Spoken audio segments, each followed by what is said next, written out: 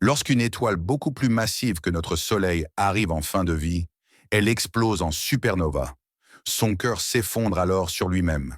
La gravité devient si intense qu'un trou noir se forme, un objet capable de piéger même la lumière. Les nébuleuses sont d'immenses nuages de gaz et de poussière dans l'espace.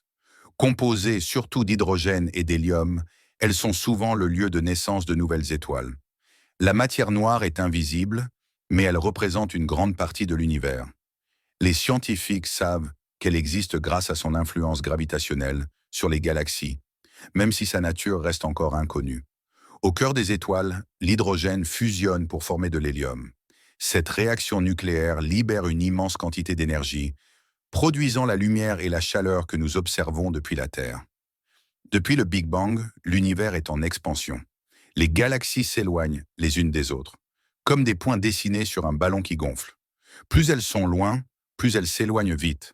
Les exoplanètes sont des planètes situées en dehors de notre système solaire.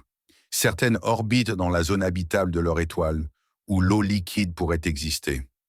L'espace semble rempli d'objets spectaculaires, mais il est presque entièrement vide. Les distances entre les étoiles et les galaxies sont immenses, rendant l'univers extrêmement peu dense. Une étoile naît lorsqu'un nuage de gaz s'effondre sous l'effet de la gravité.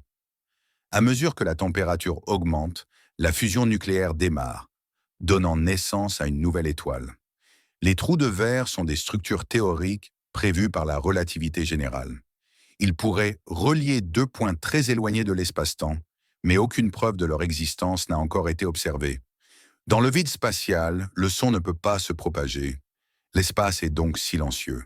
Les sons que nous entendons parfois sont des traductions de données scientifiques en fréquences audibles.